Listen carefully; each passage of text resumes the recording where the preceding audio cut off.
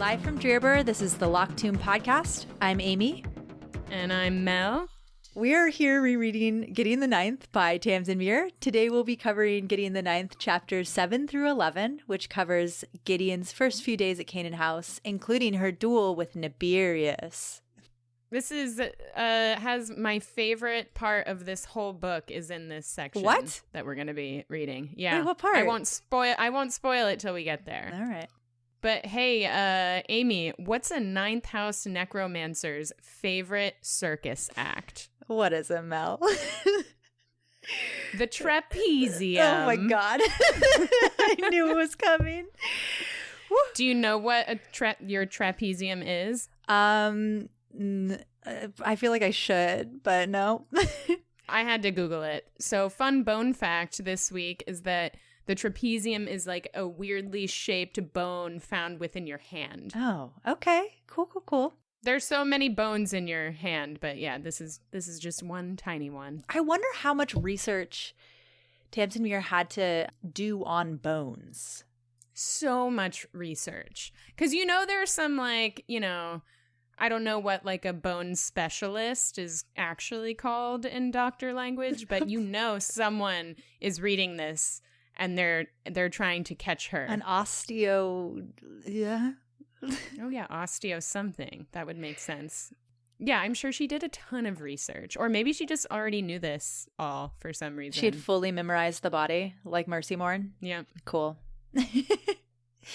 So we start in chapter 7. Gideon and Harrow are in the atmosphere above the first house, which is a very different planet than the ninth house is. We learn in this section that the Emperor can't come back to the first house. There's no really any explanation given for that, but it's implied that there aren't really many people on the first house and that it's very rare for people to be able to visit. They talk a lot about water and like how much water there is on the first house. Gideon's just blown away. Yeah, and the other thing we learn here just right at the beginning is a little bit about how necromancy works. Specifically, we learn that necromancers can't access, their power in space because they're not connected to thanergy or thalergy. Wait, is that right? Yeah, I think that there was a mention of thanergy in the last section we talked about, but this is the first in this moment we see that apparently most necromancers who travel through space will have grave dirt near them so that they don't feel all sad because they've lost all their powers. But it's basically, we learn that necromancers can't do anything in space because there's no death. Yep, and I love this little aside where we're learning that this fact that necromancers usually, bring that grave dirt, and that of course trust Harrowhark not to take the placebo. Yeah. It's just like a little swipe that Gideon makes at Harrow. One of many, many, many swipes made at Harrow throughout the next number of chapters and basically the entire book. Yeah, definitely. This is also, how I was talking about how the different houses are different planets in our solar system? Yes. This is one of the moments where we we get some clues as to which houses are what planets, because it says that the 7th and 6th are close to Dominicus. So I assume that the 7th and 6th are Mercury and Venus. I actually think the 6th is Mercury. Because later in Harrow, anyway, some stuff happens and the sun acts up and someone says that the gray librarians of the 6th house will be the first to know, implying that they are the closest to the sun.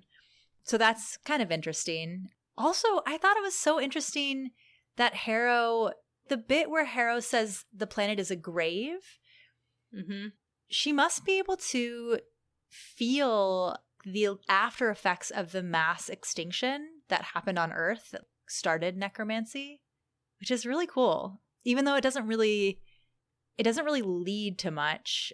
But presumably for all of these necromancers that come to the first house, there's just a ton of thanergy on this planet. Yeah, and it's funny because on the first read through, you might just think of this, as you as you get to know Canaan House, right, and this planet a little bit more, you realize that it is dead. Everything on it is dying, that the structure that they're in is falling apart. And so on first read, when you read this and you say this is a grave, that's kind of where my mind went, oh, this is just referring to how everything's kind of falling apart, no one's really around. But really this is a little clue and a reference, like so much of these first 11 chapters, a reference to what we learn later on. Yeah, that's really interesting. So once they land on planet, we get the first glimpse of one of the most iconic wardrobe choices of this whole series, which is that Gideon puts on basically a pair of aviators to protect her eyes from the sun right before they step off of the shuttle, so Harrow doesn't have a chance to tell her not to. So like on the cover of the book, it's Gideon with her aviators on. And it's really funny. Just so cool and epic. And I feel like having things like sunglasses, there are all these little, earthly type items that pop up throughout these books in such a like foreign universe, right? And there's allusion to Earth, and we learn kind of later, actually, maybe this is sort of housed within our solar system, right? Like you're saying. But I love the little like homages to these kind of different things that are just really old. And we talked about how many years the emperor has been the emperor, right? 10,000 years, emperor 10,000 years. And so you can imagine these sunglasses are like really old. Like these are some really high quality sunglasses that last. I mean, in the world we live in today, any sunglasses that are made right now definitely would not last 10,000 years. So yeah, wouldn't they be all rusty? Whatever. We suspend disbelief. Disintegrated. Yeah. It's so funny. So Gideon and Harrow emerge from the shuttle, Gideon looking fly as hell with these sunglasses on. And we meet Teacher, who's one of my favorite characters, or at least like just brings me a lot of joy. Mm-hmm. I just feel like, I think I read somewhere that Tamsin Muir like had a really good time writing Teacher, and it shows. He's just really funny, such a delight. He is so funny, and the voice that Moira Quirk uses for Teacher is like so delightful. It's so fun. And he just brings this like level of optimism that otherwise doesn't really exist in this universe. He almost feels completely out of place. There's maybe only one other character who has that kind of optimism, who doesn't really come into play until, the second book. Mm-hmm. And what a wonderful contrast to the Ninth House depression, that like Harrow and Gideon bring in. And, Gideon obviously provides us with so much comic relief, but Teacher is like the sunshine, right? Like the other side of that coin. He's just so funny, and he finds the beauty in every little thing. Yeah, he's a joy to behold. So Teacher welcomes them to the first house. Harrow just like immediately starts praying. And then there's a little bit of drama because two of the shuttles haven't shown up. And Teacher says that one of them is the third and one of them is the seventh. They do land and we meet the third. And it turns out that the issue with the third is that instead of bringing the mandated 2 people, they had brought 3 people, 2 necromancers and 1 cavalier. And the way they get away with it is that the 2 necromancers are twins who claim to have been born at the exact same time. So they're both the heirs to the house. And it's really interesting because Teacher kind of laughs it off and is like, oh, well, it's only trouble at the end of the day and a trouble confined to them. Mm-hmm. And it's true because he knows. I mean, he knows. He said he doesn't later, but he knows like how people became lictors. He must. Yeah, he must. This is a contradictory thing. That, like, he's basically alluding to the fact that he knows how lictorhood works despite denying that to everyone, which is, like, a really curious thing. Yeah, it's strange. So we meet them. We immediately hate Nibirius, of course, because he's such a jerk. We all know Nibirius, you know? Oh my God. When I pictured someone from my high school as Nibirius the whole time I was reading this. 100%. I love how Nibirius is described through this whole thing. And again, the voice acting that happens in the audiobook is so good. I know. But I love Gideon's kind of first impression of Nibirius is the boy just looked a bit of a dick. Yep. Oh my God. It's like immediately, it's such a good image that we have of Nibirius right from the get. Mm-hmm. Yeah. So once we meet the third house, we then meet the seventh house, which is super dramatic because the seventh shuttle lands and this woman or girl like falls out of the shuttle and faints, and Gideon goes to help her up, just kind of on instinct because, as we've discussed, Gideon is actually a really good person.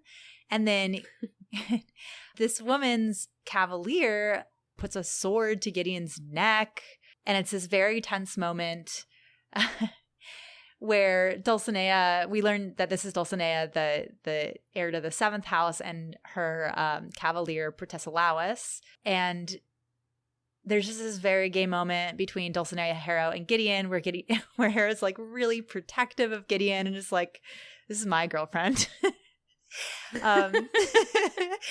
And I think Gideon's kind of taken aback by this protective Harrow moment. Totally. It says Gideon died gently of shock. Yeah. You know, to have such like a contentious relationship with this person, then all of a sudden have them show up for you in like a pretty dramatic way had to have been pretty intense. Right.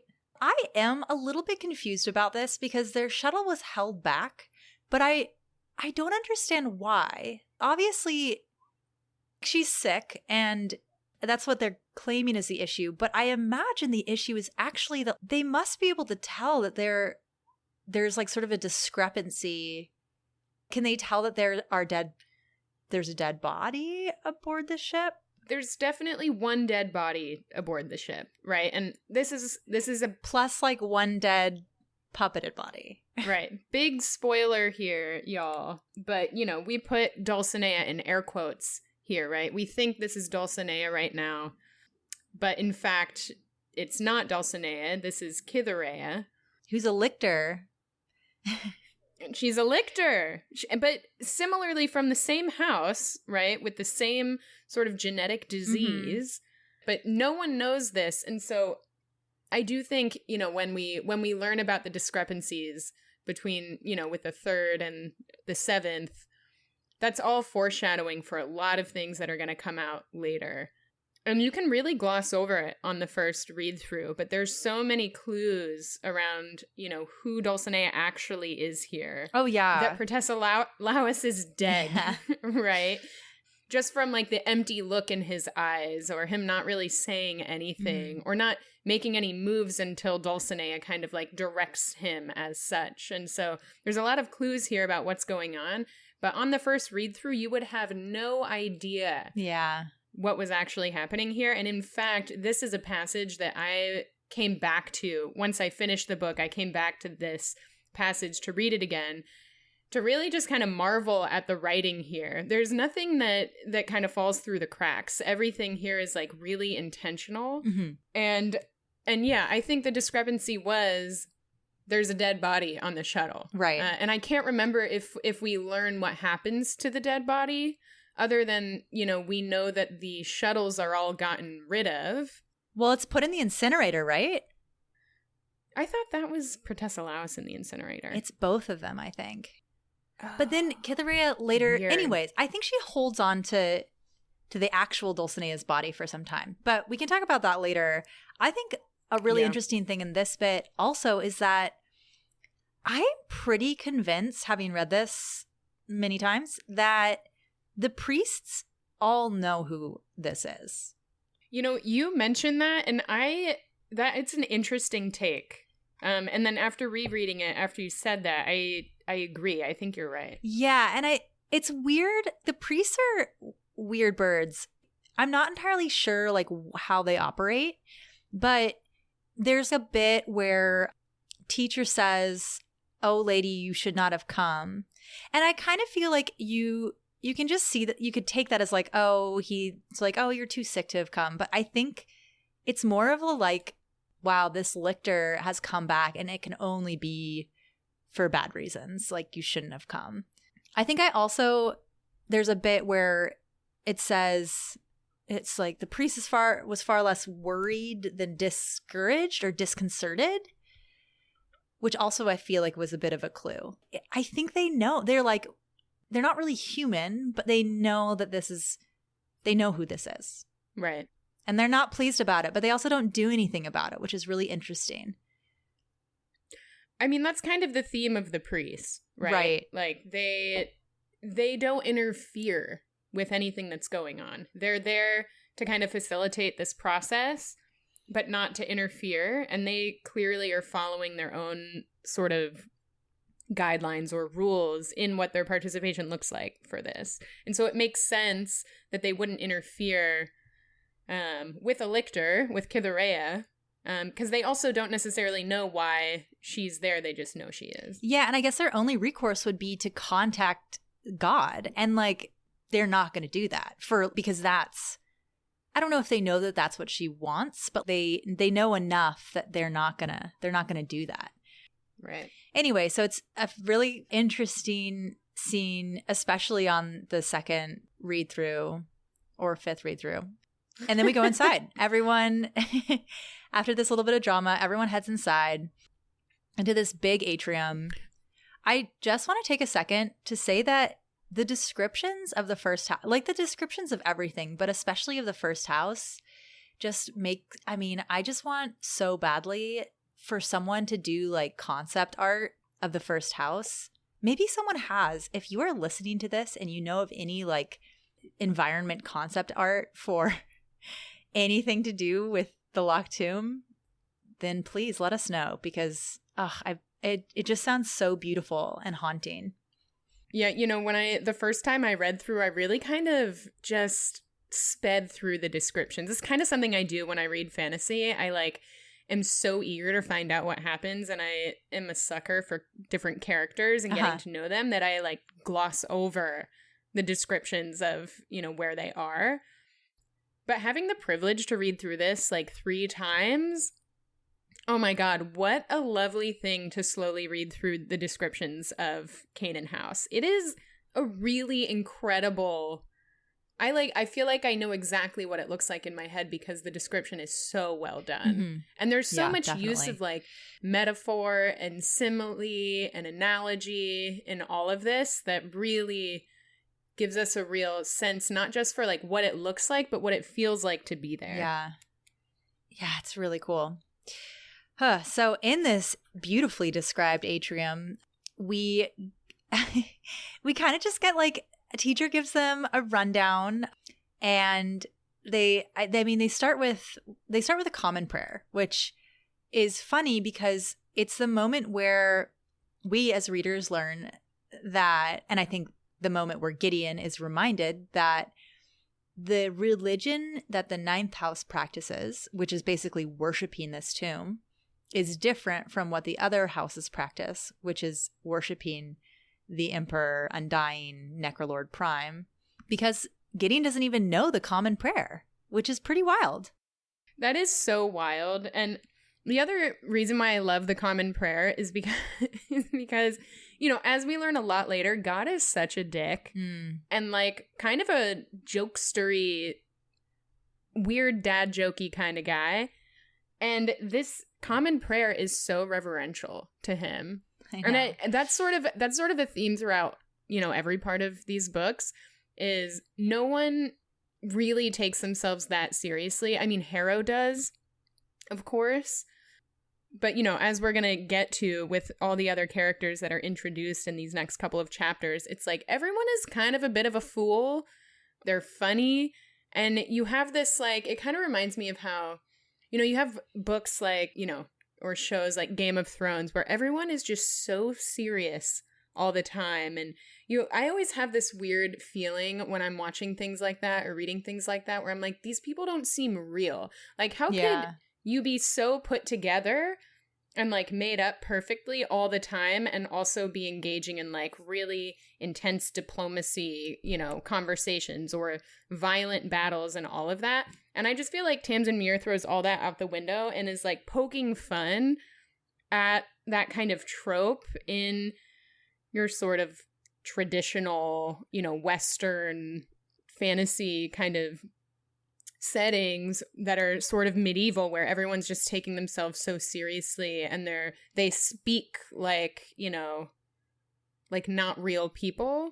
Yeah. And here I feel like this is like a bit of a poke where you're getting, you know, this this like really reverential kind of prayer that's woven into just how ridiculous all of these characters are, and you know, later on how ridiculous God is as a person. Ugh, John. I also, yeah, and the fact that his name is John. But anyway, we're getting ahead. I did want to point out something that I find really funny and lovely throughout probably like the first half of this book, is that we continue to learn about how horrible it is to live on the ninth house by Gideon discovering all these things that we would assume are like common experiences, right? That people have. And like one of them here is before they say the prayer, they're all given a hot drink. And Gideon's like, Gideon, who had never drunk a drink hot in all her days, knocked back half in one gulp, and it burned all the way down. And you're just like, both like Gideon sounds kind of like a doofus here, but also has never had a hot drink. Brutal. I mean, again, and there are all these things, and I'll point them out as we go through, that come up where you're like, wow, the ninth house sucks. Yeah, it really does. It sounds like the absolute worst. At least for Gideon. I guess Harrow's got her weird thing for it, but right. It's pretty bad. Harrow does say the ninth house prayer, which is different. I thought it was really interesting reading this for the millionth time. I feel like Ianthe is really set up as like a huge misdirect throughout this whole book. I remember when I read it the first time, I was like torn. I was like, it's either Dulcinea or Ianthe. One of them is the bad guy. And I feel like it was not until later in the book that I was like, oh, I think it's Dulcinea. But like at this bit, it really seems like it could be Ianthe. And I mean, she is a horrible person, but she doesn't end up being the big bad of this book. But she is constantly just kind of staring at Gideon, looking all mean. She doesn't say the common prayer. So that's really interesting. We don't actually get to see or interact with Ianthe much in Gideon the Ninth, but the little bits that we do learn about her are, I think, really interesting, especially considering where we ended up going with her. Right. I mean, I didn't end up paying attention to Ianthe at all throughout this whole first book. And so once I got to the second one, I actually had to go back and be like, who is Ianthe? Like, what do we know about Ianthe? Yeah. I love Tamsin Muir's descriptions of Ianthe in comparison to Coronabeth. Yes. And we kind of glossed over that when they were, you know, getting out of their shuttles. But it's just I just find it so funny. And it's so effective because Coronabeth is supposed to be this like really stunning, gorgeous person. Mm-hmm. And then you have, you know, Ianthe described, her hair described as the anemic color of canned butter. And this is what I mean about, you know, simile and metaphor in these books. She uses them so effectively. It just gives you, you know, it could have just been, you know, blonde hair that was faded and old. But instead we get this delightful, you know, phrase about hair being the anemic color of canned butter. Yeah. I just love it. Ew, canned butter. Weird. What is canned butter? I don't think I've ever had. I think it's just, I mean, you would imagine that there would be canned butter in this world, right? Because, you know, space and stuff. Right. Right. The ninth house probably has canned butter. Oh, 100%. If they have butter at all. I mean, that seems like a bit of a luxury for the ninth house. That's true. They probably don't have butter. When we were talking about this, or you made a note that I thought was really interesting teacher says that there were 8 necromancers and 8 cavaliers that started out as disciples to the emperor, and they left as 8 lictors, which first of all is like a pretty big clue as to like how it happens. But also, you're right, Anastasia never became, it was only 7 lictors. Right. I mean, I guess Anastasia never actually became a lictor. Yeah. Although, does he say 8 lictors left or 8 of them left? Because she does leave, and she does leave alone because Samael gets killed by God, I think, right? Oof. So that was an interesting catch. In this bit, it's pretty clear the way the teacher gives the overview, which is basically, he says that if the cavalier is found wanting, then the necromancer is found wanting, and vice versa. It's pretty clear, given this speech, that the trials have to include both the necromancer and the cavalier. So I find it actually like a little bit weird that Harrow just ignores that because she's so smart. But I mean, I guess her dislike of Gideon is enough for her to just not really hear that bit. She's smart, but she also hates herself so much and therefore is always trying to prove herself to be the best that I could see how she would just, like, in addition to her hatred of Gideon, I can see how she would think she could just go do it on her own without Gideon. Yeah. But yeah, it's very clear. Teacher makes this really clear. Yeah. That they have to be working together. Yeah, it seems pretty clear, especially on like the second read through. Yeah, he's pretty clear about it. And then I guess the only rule that he gives them is that they're not allowed to go into locked doors without permission. And that's it. And Gideon had been sitting there imagining that they would have all these classes, double bones with Dr. Skellabone. So funny. It's like my favorite. It's my favorite class. I mean, this is a wonderful, right before a teacher says the only rule, that you never open a locked door unless you have permission. There is like a little bit of fun being poked at, the classic trope of a sort of, we're going to go and we're going to learn how to be wizards sort of, situation. And it was like really reminded me of Harry Potter, where this like skeleton analysis and history of some blood and tomb studies, like I was just kind of thinking back to, Hogwarts and all of that shit. And it's just this is so funny to me. I LOL'd here. And then of course, we get to the point where, teachers telling them the one rule, and everyone is waiting for more. Yeah. And is like, okay, like, so what are we going to have to do? And I love Gideon's take on this is so funny because Gideon is so bored by the fact that this is going to involve some sort of scholarship. And then, someone's like, what is the training then? How to attain lictorhood? And the priest is like, I don't fucking know. I don't know how to do that. Which, again, not totally clear on if that's true or not, but he's not going to give it to them. He must know. He has to know. He's like hinted that he knows, right? Yeah. Generally. He might not know the mechanics of it. Yeah, I guess he doesn't know like the 8-fold word, maybe. He doesn't know the actual spell, but like he knows like what has to happen. He must. Yeah. But it's great. It's like, sorry, like y'all are just going to have to figure this out on your own here. And there's only one rule, which is also a clue. There's a reference to doors and them being locked. And so. Oh my gosh. And I forgot to say that he gives them all key rings. Yes. Right. Yes. So he gives them key rings. We don't know their key rings. We don't know yet, but yeah. Yeah. Yeah. He gives them a metal ring. Gideon does not want to give it up to Harrow. So, but that doesn't last long.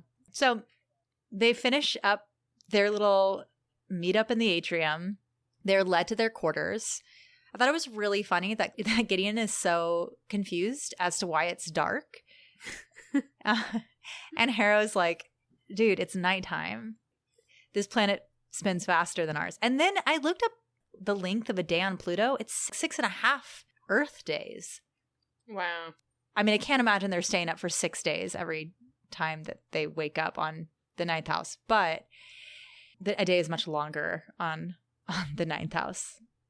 So the two of them go to sleep. Gideon avoids the weird ass bed at the end of Harrow's bed. It's like perpendicular to Harrow. Mm-hmm. The Cavalier Necromancer relationship is super weird. Yep. Gideon is not about it. So she takes some blankets and makes a little nest in another room. And then she's there next to the window to watch the skeletons push these very expensive shuttles off of the landing platform. Which, is pretty weird. Pretty weird. And, we learned earlier that they're not allowed to contact anyone off planet. Mm-hmm. There's no communication. They are here until they're asked to leave or until they attain lictorhood. Yeah. And this is just so dramatic. This is such a dramatic, addition here. If we didn't quite pick up on that when it was said, it's like, no, we're going to push your spaceships off the side of the cliff. Yeah. And you definitely aren't going to be able to get out of here. Yep. Whew, so that's, I guess, afternoon 1 on the 1st. So we start Act 2 of the book with the next chapter. Gideon wakes up on the 1st to a series of notes from Harrow.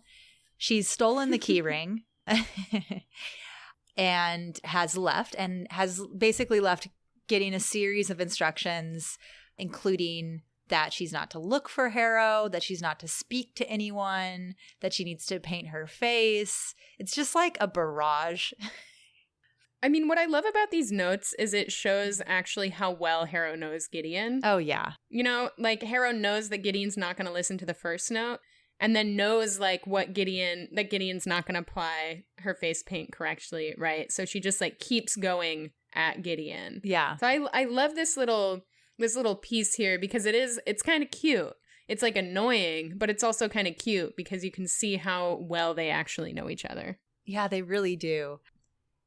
I know this is just such a small detail, but even the first time I read this, I was so confused by the sonic cleaner situation. So there's a bathroom with a bathtub in it. Yeah. Which Gideon doesn't know what it is. Gideon's like, what is this hole in the ground? She knows what a sink is because she's read comic books. But the one thing that she's familiar with is the sonic cleaner. What does that mean? A sonic shower is basically, it comes up in Star Trek. I actually looked this up because I was like, what is a sonic shower? Like, I don't know what this is. And then I went down a rabbit hole on like whether or not it was actually physically possible in our world, which arguably it's not at like a big scale. But basically it is like cleaning through high frequency sound waves so that it like shakes or dissolves dirt off of your body. So it's kind of interesting that Gideon knows about a sonic shower but not a bathtub. And I guess it makes sense because it doesn't sound like there's a lot of water on the ninth house, and so they would, in order to get clean, probably need to use something like a sonic shower. Yeah, that's true. There's this weird juxtaposition of like really high-tech stuff in this world and then like really low-tech stuff. Yeah. They use swords. It's very fantasy-esque in some ways, but then they were able to travel from the ninth house to the first house in like a couple of hours. Right. So they have these very fast spaceships. They have sonic showers, but they're also running around in robes with swords. It's cool. I know. I love it. Yeah. Is this where we learn that Gideon's hair is red? I don't know. It might be. I know that Harrow says a couple times earlier in the book that it's ridiculous, her hair.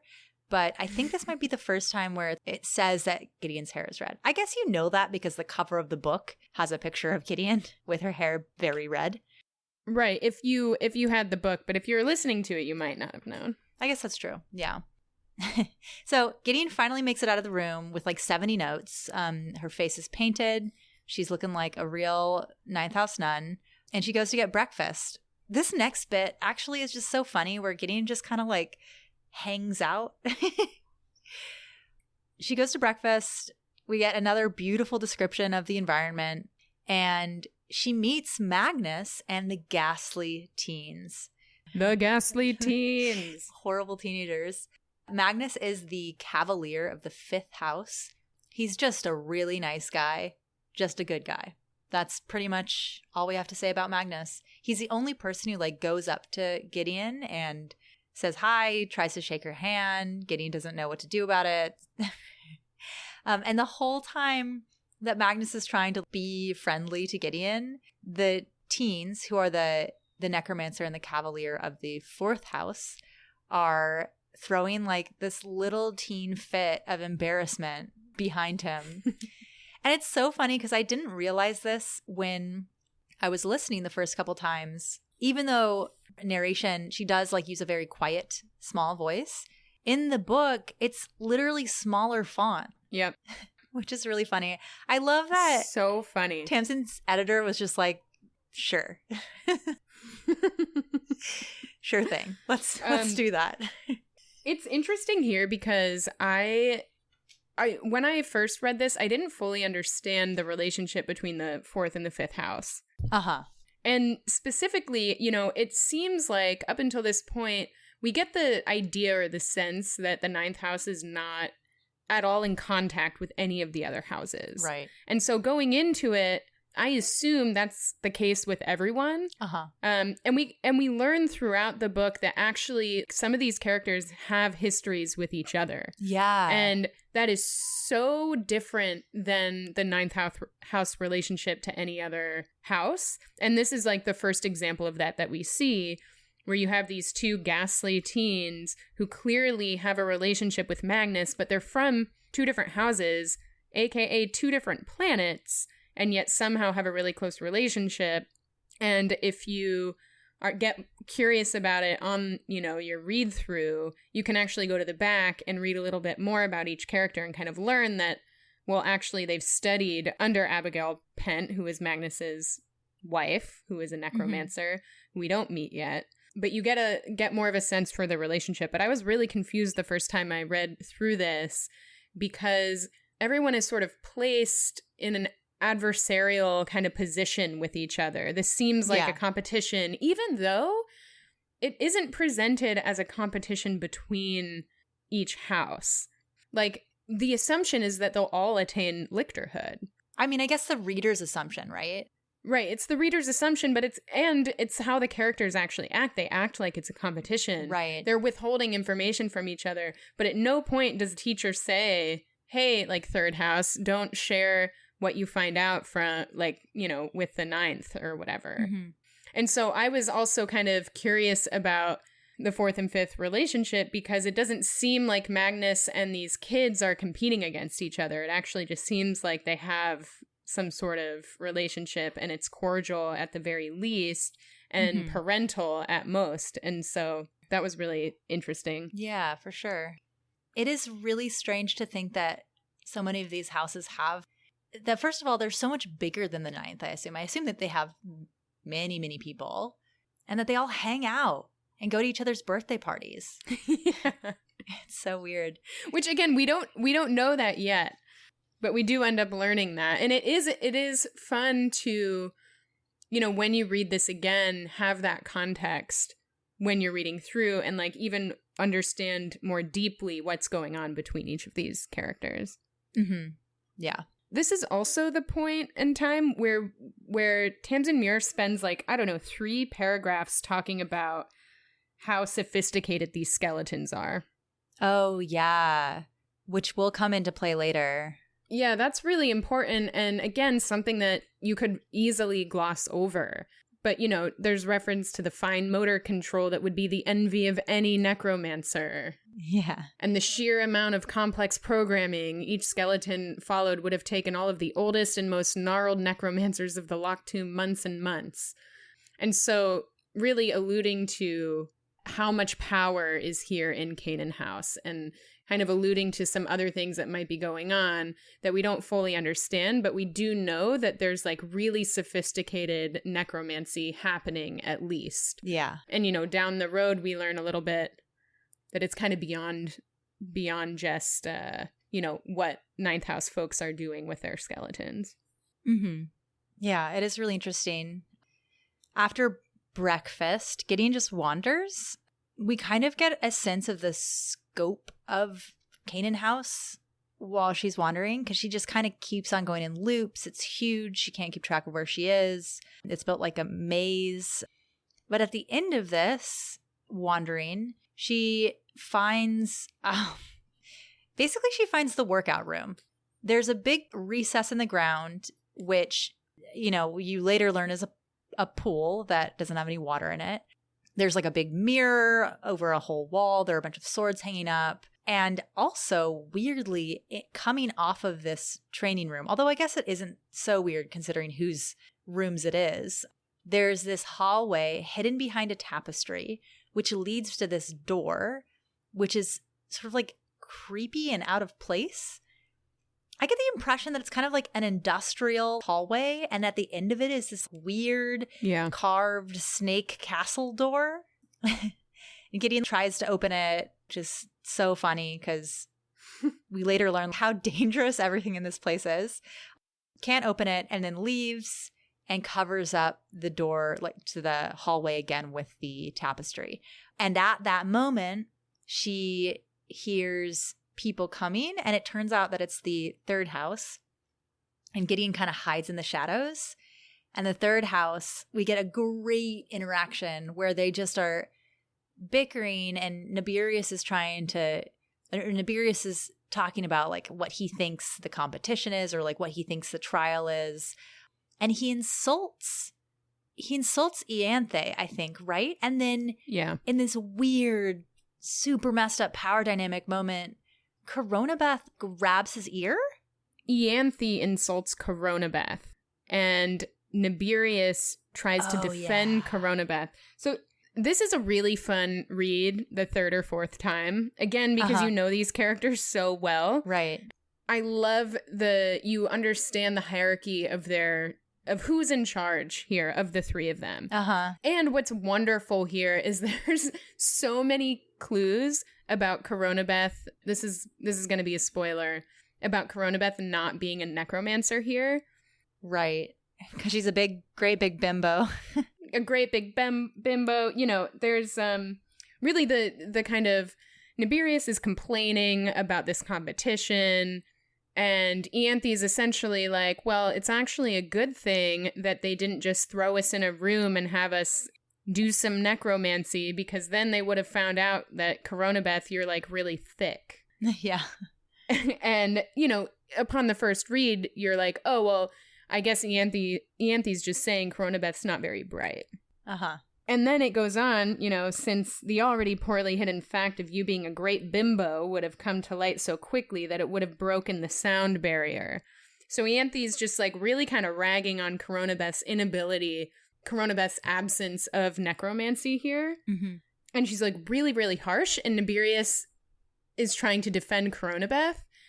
And Coronabeth turns on him and is basically like, don't fuck with my sister. Yes. It's like she can insult me all she likes. You're insubordinate. Oh my gosh, I love the bit where she grabs his ear and she's like, so grovel, Babs, as soon as possible, please. That's messed up, dude. What's so lovely, though, is that, like, we all hate Nibirius from the beginning. Immediately. I mean, because Gideon does. Gideon hates him immediately, so naturally, I hate him immediately. And so it's really just joyful to think about him being put in his place by these two women. Yeah, it's true. They do completely own him. It's not healthy, but is there a single, like, truly healthy, maybe Magnus and Abigail? But otherwise, I can't really think of a truly healthy necro-cav relationship in these books. Yeah, I think Magnus and Pent are pretty solid, but they're married. You know, it's a little bit different. And he became a cavalier after they got married. Right. So, you know, the order of operations there is a little different. I would say, like, you know, we don't know much about Marta and Judith yet. But I would argue they have, like, an okay relationship. Yeah, I guess so. I guess that, like, we can talk about this later, but I guess that there was a moment where it could have gotten messy when... Yes. But it didn't. Anyway, so there is, at the very end of this interaction, the third house leaves And Ianthe stays behind and makes this like really sinister comment about how it's not a good idea to catch the notice of the necromancer of the third house, looking straight into the darkness where Gideon is hiding. So I don't know if this means that she just happened to see her, or if like necromancers can sense life. I don't really know how it works, but Ianthe is creepy as hell. Creepy. And definitely knows that Gideon was there listening. Yep. Which is really interesting. Yep. But, leaves her alone and heads out. I just love how Ianthe is described in this book. It's so funny to me. And just going back a little bit, when Gideon is observing them, she says, the second twin was as though the first had been taken to pieces and put back together without any genius. Yeah. It's like so harsh. Like if you are the ugly twin, that is like I would be devastated if anyone ever said that about me. I mean, it's just so harsh.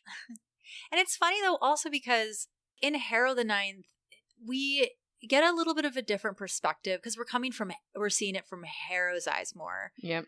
And Harrow does find Ianthe beautiful. And I think she is in some ways a beautiful person, but she just got a shitty personality, which takes away any actual beauty she has. And then also just next to her sister, she's not as beautiful. Yep. All right. So after that really toxic interaction that Gideon gets to observe, she eats a salad. She goes to she just goes back to like the cafeteria and eats some leaves with her hands, and then realizes halfway through that it must be a salad, a thing that she had only read about. This is one of my favorite Gideon moments. It's so funny to think about it. And the creativity here, like to get into the mindset of like what would I think about a salad if I didn't know it was a salad and if I never had one before? And this is just written so perfectly. I know. God, I just thought this was so funny. And again, another kind of way of helping us learn more about the ninth house through Gideon's experiences of the first. Yeah. It's weird to think that basically everything that because Gideon's not totally clueless. She like eventually pieces together that it's a shower. She pieces together that it's a salad. Sometimes she'll say like, oh, she knew from comic books that it was something, but everything she knows is from comic books. Yeah. Poor Gideon. After her salad, she runs into the eighth house for the first time. The eighth house, although they are not like the villains per se, are the worst. Silas Octokizron, the necromancer of the eighth house, I would say is the shittiest person in these books. Yeah. He's pretty shitty, and it actually took me a while to get used to the fact that the eighth necromancer is the uncle of the Cavalier, even though he is younger. Uh-huh. And that just like threw me off for a lot of the book. I kept mixing them up. I couldn't figure out who was who. And I finally, I got there, but it was really confusing, and it makes sense based on how the eighth does its Cavalier necromancer thing. Yeah. Like it's actually explained in the back of the book how it all works. Yeah, the eighth necromancer is actually the worst. His Cavalier isn't the worst. No, he's not. But he's really burnt out. Yeah. Yeah, he is burnt out. I mean, I would be if I had to be the Cavalier to this dude. Yeah, I will say that what ends up happening to them is justice in its finest form. But in this moment, Silas Octokizron, the necromancer, tells his Cavalier to get rid of Gideon. And Gideon's like, oh, fuck yeah, I'm going to fight. And is very disappointed when the Cavalier, Colum Ashed, just like very politely asks her to leave because his uncle can't eat with her kind around. There's such a great bit where she's like, I think she says like she had so many questions, like why do you have an uncle who's younger than you, one the color of mayonnaise? Like, yeah. Why do you have such a baby uncle, one the color of mayonnaise, and is your kind people who aren't nephews and who have middle fingers? Yeah. Yeah, so that's our first intro to the 8th house. We get introduced to a lot of people really quickly here. This is why this book is so confusing at first. Because you get introduced to a new character twice a chapter for the first couple chapters. Yeah, the beginning is really tough. I also harken back to what we talked about in the last episode about Ortis's mother being from the 8th house and having married someone from the 9th, and Crux's like really bigoted diss to her about, you know, being from the 8th house. And here again, you see that clearly this is like a systemic thing between the 8th and 9th houses. Like, this isn't just like Crux being prejudice, even though he is. It's also about this long-standing conflict in history between the 8th and 9th houses. And so we like see that here, but we don't, again, know why. We just know that this necromancer feels that he can't even be in the same space as Gideon, who's from the 9th house. And Gideon takes this really personally. She's like, you know, she had tried to get off the 9th house 37 times to join the cohort, to feel like her life had meaning and to feel like loved and like she belonged. And now she finally like gets to go on this adventure, and she's so alone, and Harrow isn't even around. And I love I love this little bit here. You know, she wanted to be part of something bigger than encroaching dementia and snow leak husbandry, which again, just the 9th house sucks. So you really feel bad for Gideon here. Yeah. And also right here, you're learning a little bit more about how Gideon was treated by the whole of the 9th house her entire life. Yeah. And you hear about how everyone like looked at her with such hatred, and you don't know why. Like, it's very confusing the first time through, because you're like, we know that Gideon is an indentured servant, but is that why everyone hates her so much on the 9th? And you see, like, you know, Sister Lacrimorta had looked at her this way, and Sister Lacrimorta was blind. You know, we hear about Crux again. And we hear about the Reverend Mother and Reverend Father also looking at her with a lot of hatred. And so at this point, I don't know, my heart just like hurts for Gideon. I know. She just doesn't understand. I know. And I love how Tamsin Muir kind of sets this up for this next part, where Gideon and, you know, quote unquote, Dulcinea have an interaction, which is like, we see that Gideon's in such a vulnerable place and then gets sucked in to this sort of like not conversation with Dulcinea. Yeah, I feel like Gideon is just kind of limply lying in the waves and is just kind of being buffeted around. People are just treating her all sorts of different ways, and she just has no ability to deal with it. There's a bit when she meets Magnus where it says like she was surprised to find that she was shy, and that she was glad about the rule that Harrow had given her against speaking. Because, I mean, what do you do when you've spent your whole life with these old nuns who treat you like shit, and then all of a sudden you're just having to deal with all sorts of different interactions? It's probably good that she couldn't talk for a bit. Yeah. Although, as we will see in the next part, it doesn't always keep her out of trouble. Because once she leaves the 8th house and heads off, she stumbles onto this terrace and runs into Dulcinea. This part is really interesting. Like, especially, I mean, it's one of those parts where like you have to read these books twice, because it makes so much more sense the second read through. It makes much more sense actually after reading Harrow. Yep. Because you realize Dulcinea just kind of immediately hypnotizes Gideon by just being basically really sweet and flirty. And she tells Gideon to take off her glasses and sees Gideon's eyes. And in the moment, it's just kind of described as like she looked very intensely at Gideon, basically. She looks really intensely, and she says something about recessive genes. Yeah, she's like, oh, singular, lipochrome, recessive, which is yellow eye color.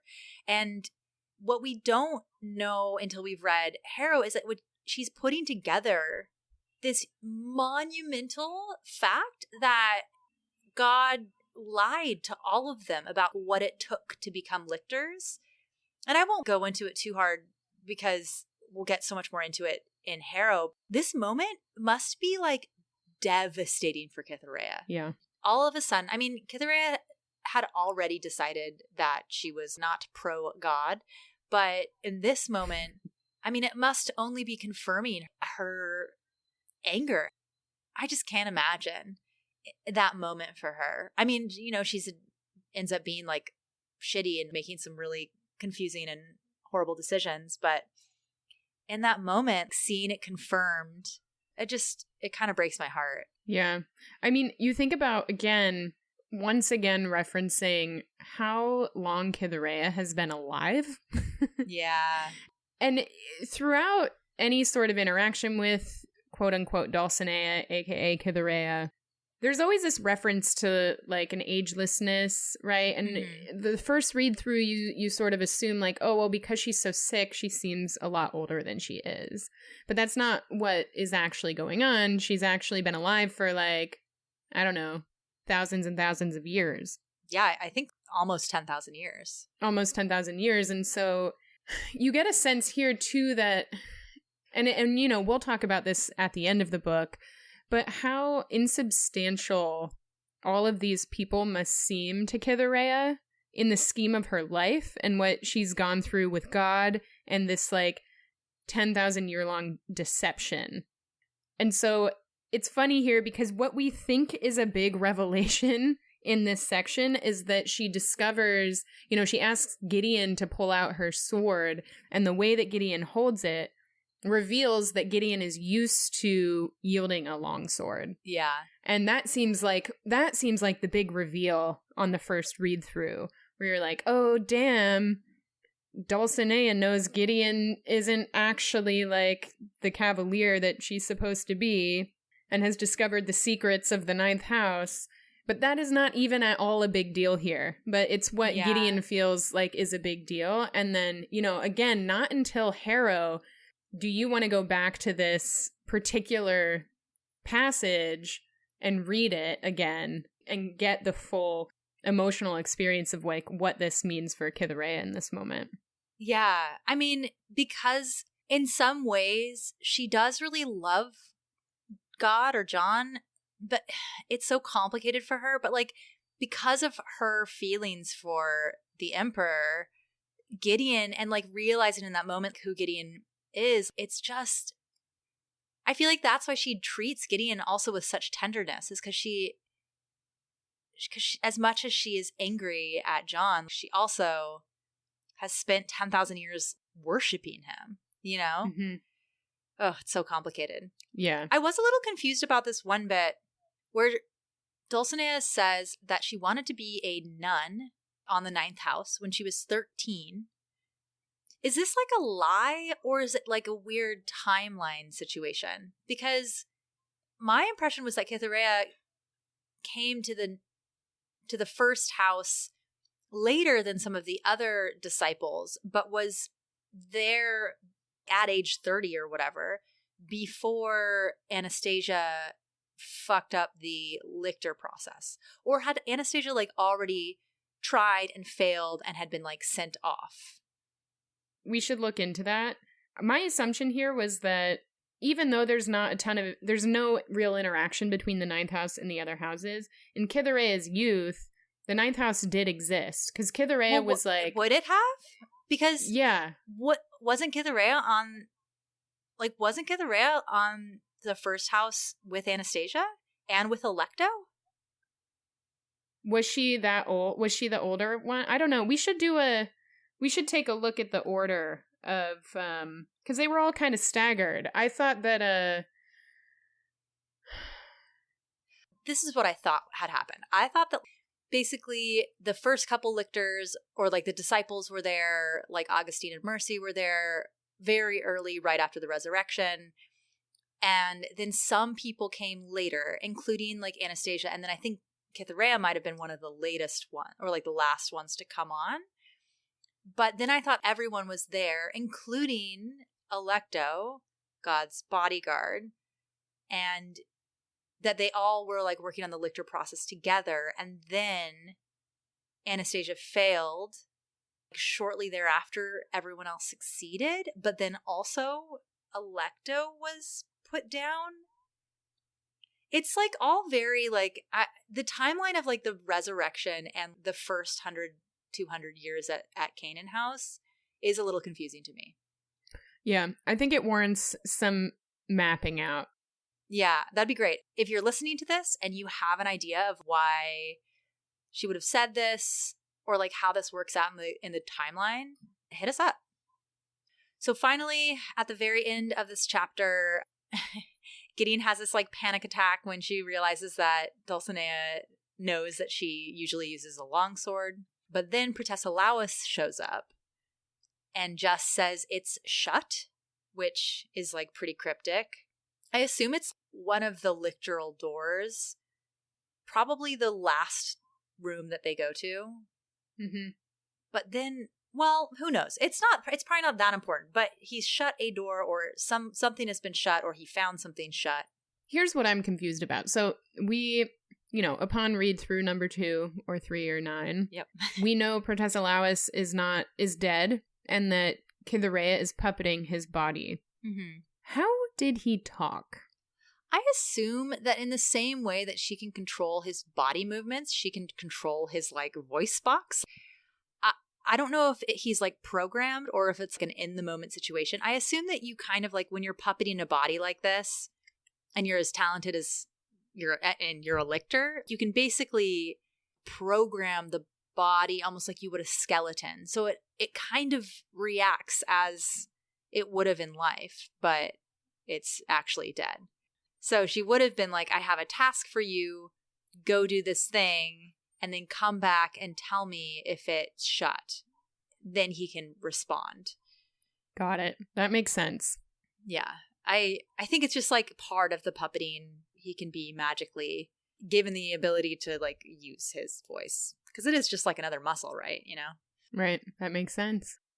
Ooh, so many characters to keep track of here. Yep. I did want to say one more thing, which I thought was really generous of Tamsin Muir.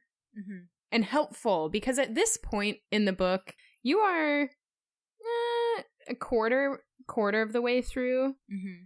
And so much of it doesn't make any sense to you, mm-hmm. because, you don't understand how this universe works. You don't know the characters very well, and you can't keep track of them. You can't remember who's a cavalier and who's a necromancer and who's who and how are they related and all of these things.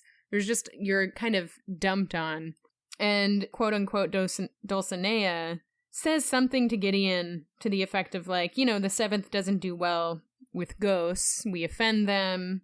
And talks about the difference between, the seventh house and the ninth, being that the seventh really deals with the body, crystallizing it in time, trapping it unnaturally, the opposite of the ninth house. And this actually makes no sense at first to me as a reader. Uh-huh. But really lovingly, Tamsin Muir also shares that this doesn't make any sense to Gideon. And she's basically like, it goes over Gideon's head completely. And it's just kind of a reassuring moment as a reader to be like, okay, if Gideon doesn't understand this, I don't need to understand this right now either. Yeah, Gideon's as confused as we are. Yeah, I just find that really, really reassuring. Yeah. And again, a little like nod to just trust me, keep reading. You don't have to understand everything right now. Trust in this process and it will become clear down the road. Yeah, totally. Yeah, you're just along for the ride, just like Gideon. Yep. All right. Do you want to try and knock out this last chapter? So, yeah, it's an important chapter because we're getting introduced to a couple characters. So basically what happens is Gideon's feeling bummed out and abandoned. Mm-hmm. Peronabeth finds Gideon or runs into Gideon and is like, hey, come to the training room. We are going to have some duels. And they go to the training room, and this is where we see Magnus and the abominable girl teen. We see Nibirius, the shithead.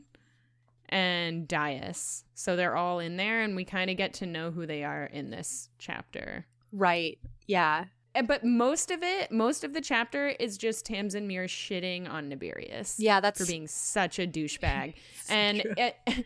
And the other, I think, like, maybe important, not like particularly important, but just kind of to give you a vibe of the houses, is that Nibirius is a rule follower. He's not particularly talented. He's just well practiced. Mm-hmm. And he's never done anything in real life. So he's a great swordsman, but only in a controlled environment. And when Gideon punches him in the face, it's like my favorite part of this whole book, because it just represents to me all of the shitty dudes that I've encountered, who are total assholes, just getting whammed in the face and then being like a little bitch about it. Yep. And I love it. It's so good. And even Dias is basically like, yeah, you're fine, Nibirius. You're like good at swords, but Gideon's actually a better fighter than you. And he's so wrecked by that. And it's so great. Yeah. But that's basically the whole chapter. There's not like, I think the one thing that I don't know if we referenced earlier in this episode is the eye colors. Like, everyone's, up until this point, every time we meet a new character, Tamsin Muir describes their eye color. Yeah. Which is a huge part of these books. It's a huge part of the books, but you don't really know that until the end. And so I clocked like where she talks about each person's eye color in this chapter. Oh, cool. But I would say that, like, interestingly, Tamsin Muir really develops all of these characters, and they're really three-dimensional characters, but Nibirius is like very one-dimensional. Yeah. He's like a basic dude who sucks and will never change, and that's kind of what he is throughout the whole book. Yeah, and he uses a lot of pomade. You know what I remember in this chapter that really cracked me up? Have you ever read Wheel of Time? I haven't, but I know you have. Yeah. So if you don't know what this is, Wheel of Time is like a very well-known giant fantasy epic written by Robert Jordan in the 90s and early 2000s. I will have to check that. And I think that this, I don't know if this started with the book, but it's definitely been a big trope in fantasy generally. The idea that, like, when the farmer is learning how to use the sword so that he can become the destined hero of the people. Yes. They always name the sword moves really stupid stuff. I mean, in Wheel of Time, it's always some like, the heron perches atop the lily is like a sword move. You know what I mean? I don't know if this is just Wheel of Time or if this is like something in other books. But there's a really, really funny bit in this when, okay, I'll just read it. It goes like this. But then he did something perfect. It was probably recorded in some shitty 7th-styled sword-play book as 2 crows drinking water, or the boy strangles the goose. I love that. I wrote in the book next to that, I underlined it and wrote LOL because I actually laughed out loud when I read that. It's so funny. It is really funny. I also really love that we are seeing a little bit more of the relation. We already saw this, but the relationship between Magnus and the shitty teens. Mm-hmm. Mm-hmm. He's like so protective of them and clearly loves them so much. And they're just like typical teenagers who are so embarrassed of him. Mm. But no, just building on the trope that you were talking about, like the farm boy who's destined to be great. I think that what was really great about this chapter and also like broke my heart until Gideon punched Nibirius in the face was that Tamsin Muir plays out that trope at first. Like Gideon beats Magnus in 3 moves and everyone's like, oh my God. Yeah. And they like can't believe it. And Gideon like kept on her robe and her glasses and everything. And you're like, wow, she's amazing. And then like she, goes to fight Nibirius and loses. And that just like totally is so upsetting and kind of takes the wind out of our sails a little bit, being like, oh no, this isn't about one randomly special, destined to be great person. Like these are all very flawed characters who like aren't going to win at everything all the time. Right. And so I love that like she really leaned into that trope and then was like, never mind, it's not that kind of book, but we still get a wonderful punch to the face. Oh, it's so good. It's so satisfying. And then at the very end of the chapter, when Gideon looks up and sees Harrow watching her, and also to put this in context, like at the very beginning of this chapter, talks about how like the first couple of days at Canaan House. So like a couple of days have gone by with Gideon pretty much not interacting with Harrow at all. And then randomly, like I guess Harrow just came, somehow figured out that Gideon was going to duel and came and watched. And I don't know, it's just another one of those times where you can see that as much as Harrow wants Gideon to believe that she's not invested, she is invested. Mm-hmm. And later in the book, I think she says something like, you know, punching Nibirius in the face isn't necessarily laying low, but you can kind of tell that she's a little bit proud of it. Yep. Yeah, it's really interesting. It's a cute moment. And I think what's funny, particularly about that moment, is it makes Harrow seem so mysterious, you know? Mm-hmm. Harrow's like looking at Gideon fight, and then Gideon looks up and they lock eyes, and Harrow just like goes away. You know, doesn't say anything. She just kind of goes away. But on the flip, if you are looking at Gideon from the perspective of anyone else in this room, mm-hmm. Gideon's not speaking. So it's also making Gideon seem way more mysterious than Gideon actually is, because Gideon's not actually saying anything. And so what I like about this kind of parallel thing that we see is you kind of know we're going to get to know Harrow a little bit more at some point. Right. And she's probably not as mysterious as we think she is. Like, she's a person just like Gideon is. But because we're not hearing from her, we're like getting this idea that, oh, she's this big mysterious character. And it's not to say that Harrow isn't mysterious. She's more, well, I'm not going to jump too far ahead. But I mean, it's in the next chapters that we first kind of start to see Harrow as a vulnerable person. Mm-hmm. But we can save that for next time. Yeah, we'll save that. Up to this point, as far as we know, Harrow is just a huge bitch who has no feelings and is invincible and in control at all times. Mm-hmm. Mm-hmm. Mm-hmm. Uh-huh, uh-huh. It's not gonna last, bone nerds. That was good. All right. One more thing, but I'm thinking about, again, I think we talked a little bit about earlier in this episode about how we kind of get the sense that all of these other players actually kind of know each other and they have history with each other beyond this moment, which is very different from Gideon and Harrow's relationship with everyone. No one really knows who they are. They didn't grow up with them. Mm-hmm. And when I was rereading this chapter and you get to the point where Dias kind of shits on Nibirius, I actually jumped to the back of the book because they have a section where the second house is writing about each necromancer and cavalier, kind of doing like, it's kind of like a memo. Like, this is all the information, this is all the intel we know about each of these people. So it's from the second's perspective. And they try to keep it objective, and then there's like a notes section underneath with like more subjective opinions. And I love this this description of Nibirius.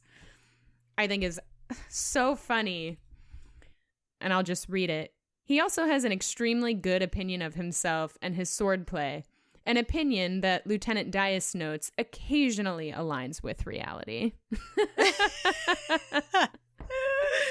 Which is just a great way to describe Nibirius. You know, he thinks he's hot shit, but he ain't nothing.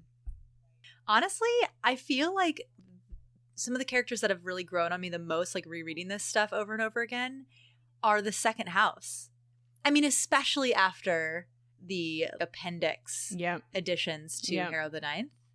But the second house really comes off as like almost as shitty as Nibirius, honestly. Institutional, rule following, assholes to anyone who, you know, doesn't seem as regal or good as them. Right, which is, I mean, that's true. That is who they are as a house. Yeah, but they're also sad and gay and, you know.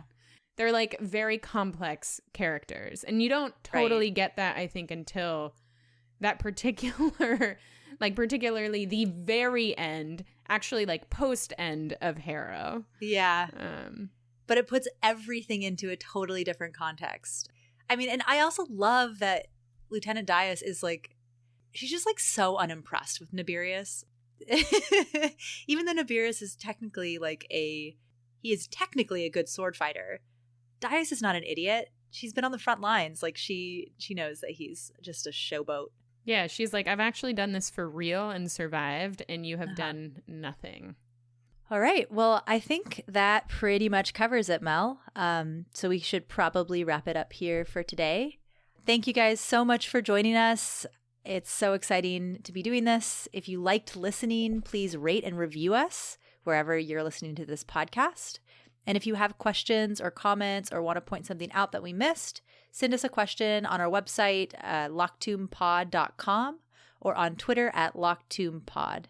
I'm Amy. And I'm Mel, and we'll see you next time here at Locktoon Podcast.